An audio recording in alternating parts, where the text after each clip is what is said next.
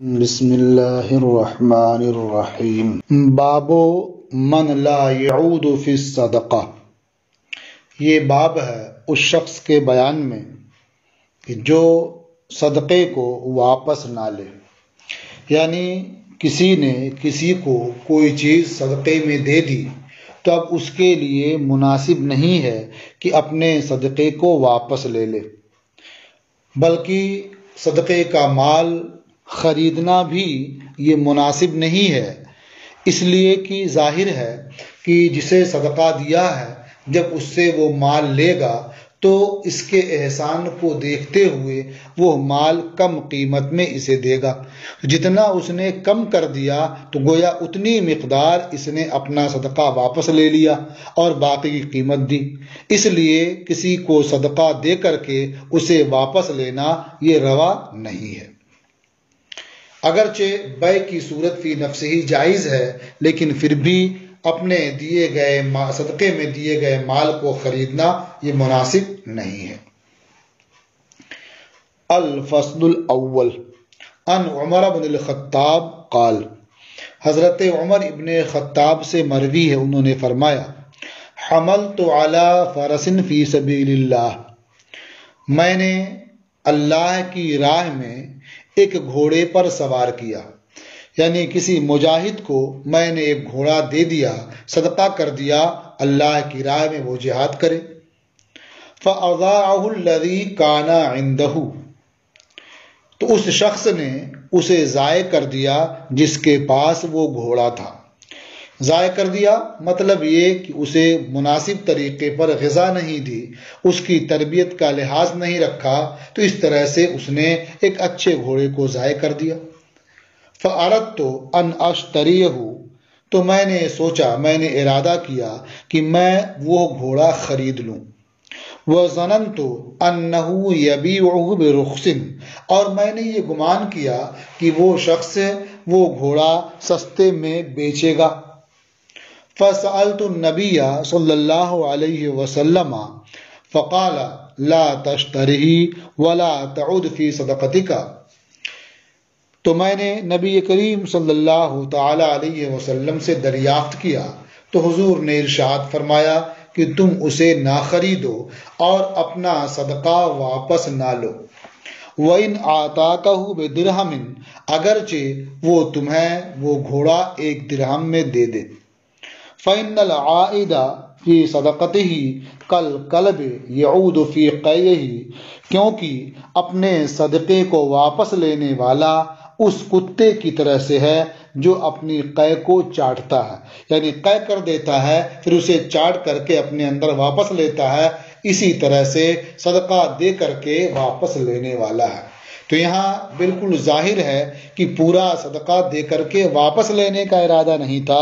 بلکہ اسے خریدنے کا ارادہ تھا، لیکن نبی کریم صلی اللہ تعالی علیہ وسلم نے اس سے بھی منع فرما دیا۔ تو اس بنیاد پر بعض علماء کا یہ مذہب ہے کہ صدقہ کرنے والے کے لیے اپنے صدقے کو خریدنا یہ حرام ہے، اور اکثر علماء کا مذہب یہ ہے کہ صدقے کا مال خریدنا یہ مکروہ تنزیہی ہے، کیونکہ اس میں جو قباحت آ رہی ہے وہ اس بنیاد پر کہ ہو سکتا ہے کہ وہ صدقہ کرنے والے کو کچھ کم قیمت میں دے دے، تو جتنی کم قیمت میں اس نے دیا ہے گویا اتنا صدقہ اسے واپس مل گیا، اس لیے یہ ناپسندیدہ ہے۔ لیکن نبی کریم صلی اللہ تعالی علیہ وسلم نے جو تشبیہ بیان فرمائی ہے وہ اسی لیے تاکہ آدمی کے دل میں اس سے نفرت ہو جائے اور کبھی بھی اس صدقے کی جانب توجہ ہی نہ کرے جو اس نے کسی کو دے دیا ہے، نہ تو ویسے واپس لے اور نہ ہی اس سے خریدے۔ وفی روایت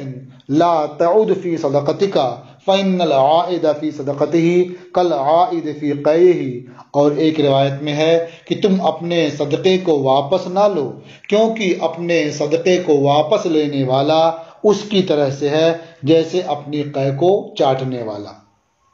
متفق علیہ، یہ حدیث متفق علیہ ہے۔ وعن بریدہ قال، اور حضرت بریدہ سے مروی ہے، انہوں نے فرمایا،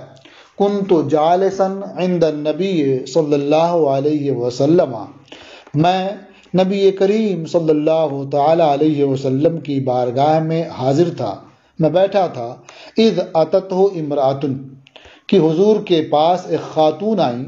فقالت یا رسول اللہ انی تصدقت علی امی بجاریۃ، انہوں نے عرض کیا اے اللہ کے رسول، میں نے اپنی ماں پر ایک باندی صدقہ کی تھی، یعنی میں نے اپنی ایک باندی اپنی والدہ کو دے دی تھی، وَإِنَّهَا ماتت، اور وہ یعنی والدہ انتقال کر گئیں، مر گئیں، قال وجب اجرک وردها علیک المیراث، یعنی ان کے پوچھنے کا مقصد یہ تھا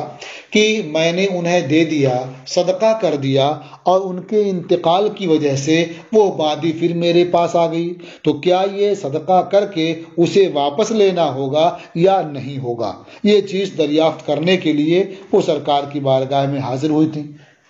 تو حضور نے ارشاد فرمایا وجب اجرک، یعنی تو نے صلہ رحمی کی، قرابت کا خیال رکھا اور اپنی والدہ کو باندی دے دی تو تیرا اجر و ثواب ثابت ہو گیا۔ وردها علیک المیراث، اور میراث نے تجھے وہ باندی واپس کر دی تو تو اس کی مالک ہو گئی۔ یہ اپنے اختیار سے، اپنی مرضی سے صدقہ واپس لینا نہیں ہے، بلکہ میراث تو بغیر رضا کے بھی آ جاتی ہے آدمی کے پاس، اس لیے کہ جس کا انتقال ہوا ہے اس میں تو اس کا کوئی اختیار نہیں ہے، وہ انتقال کر گیا، جو اس کا حصہ ہے یہ شریعت کی جانب سے اس کے پاس پہنچے گا، تو تیرا اجر ثابت ہو گیا اور میراث نے تجھے وہ باندی واپس لوٹا دی۔ قالت یا رسول اللہ انہ کان علیہ صوم شہر، اس خاتون نے عرض کیا اے اللہ کے رسول، ان پر ایک ماہ کا روزہ تھا، یعنی ان کے ذمہ ایک ماہ کا روزہ تھا جسے وہ ادا نہیں کر سکی تھی، افاصوم عنہا، تو کیا میں ان کی طرف سے روزہ رکھوں؟ قال صومی عنہا، حضور نے ارشاد فرمایا کہ ان کی جانب سے تم روزہ رکھو۔ قالت انہا لم تحج قط افاحج عنہا،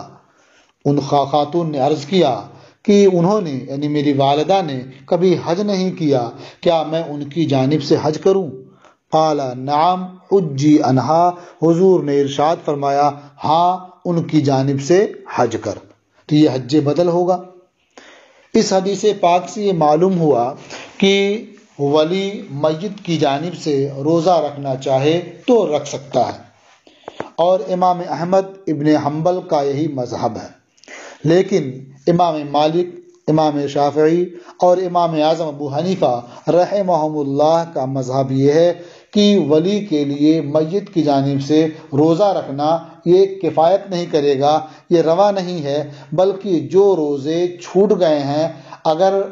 ولی چاہے تو ان کا کفارہ دے سکتا ہے۔ اگر وصیت کر گیا ہے تو یہ دینا ضروری ہوگا، اور وصیت نہیں کیا ہے تو ولی چاہے تو دے سکتا ہے۔ اس کا کفارہ کتنا ہوگا؟ ایک روزے کا کفارہ وہی ہے جو صدقہ فطر میں ادا کیا جاتا ہے، یعنی 1 سا جو یا نصف سا گیہوں یا جو اور چیزیں مذکور ہیں وہ آدمی ادا کرے، ہر روزے کے بدلے ایک صدقہ کرے۔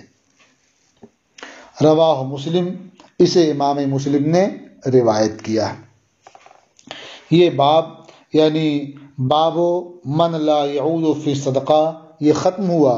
اب اس کے بعد انشاءاللہ آپ کتاب الصوم پڑھیں گے۔